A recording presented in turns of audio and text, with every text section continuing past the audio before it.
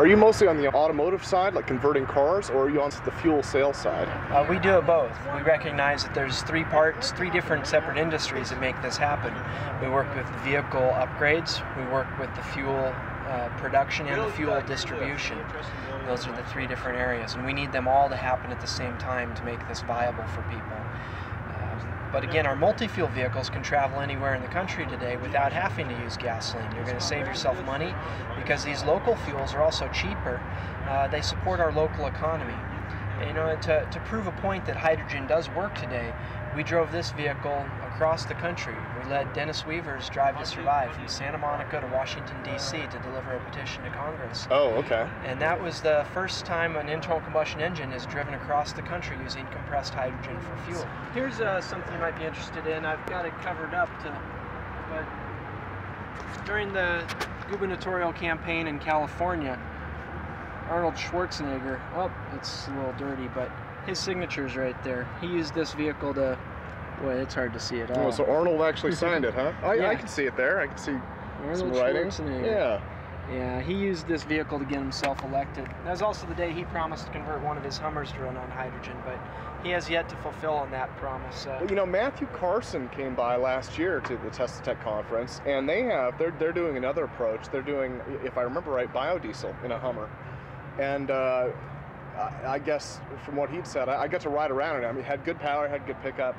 He said no matter what you run it on, your mileage is going to suck with one of those. But it was interesting though, and he was actually thinking about, last time I talked to him, he was thinking about trading it in and trying it on another device, you know, maybe a smaller car, something like that. Well, it makes a lot more sense. You know, right now we need to choose a new fuel to save ourselves some money and to reduce pollution.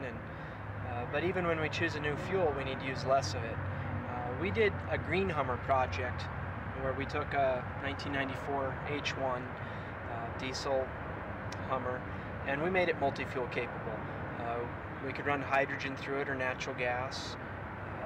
A diesel engine can also use propane, but we also use straight veggie oil or biodiesel, and it still retained the ability to use petroleum diesel. And that's the nice thing about a diesel engine or a compression ignition engine, is its ability to use so many fuels, especially if you add spark plugs. That goes to the heart of this flex fuel idea that we're just starting to see lip service from the major automotive manufacturers on, right?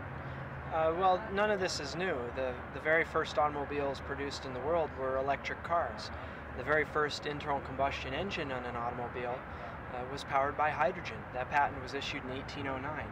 So we're actually coming full circle to these fuels. A lot of people call these alternative fuels and alternative fuel vehicles, or AFV is the initials. Now, gasoline and diesel were the real alternatives to local, cleaner, safer, cheaper fuel. Yeah, we only went to the petroleum-based fuels because of the people that were in power, and it was because of corruption and wealth and greed. So I call these American fuel vehicles. That way we keep the same initials, but AFV, American Fuel Vehicle, because this is for us. We need to do this right here. We need to choose local fuels first. So, you know, even in terms of gasoline, it started out as one of these local fuels. We've just really exhausted, at least for the most part, we've exhausted what we can do with it. So it's time to move back to local fuels. Yeah, and that's why I said start with local fuels, because even if you are going to use gasoline or diesel, go to Sinclair. It comes from Wyoming. Go to Tesoro. It comes from Alaska. You know, use our local fuels first. Okay. That's where I'm saying use local fuels first, because there is local gasoline, there is local diesel. A little better than that is local propane. You know, use LPG, liquefied petroleum gas. It's local, it's a little cleaner, but realistically it's a dead-end fuel. It's not leading us to anything newer or cleaner or better. The biofuels, such as biodiesel and ethanol, are great because they fit within our existing infrastructure and help us pave the way to a cleaner future. We need to choose a new fuel because it's cheaper on our pocketbook, and I think that's the main reason that anybody's going to do this. If they can save themselves some money, they're going to do it, and you can. There's 7 cleaner fuels available all over the country today for less than the price of petroleum fuels. But it's also cleaner, so it's healthier for our kids, it's healthier for us.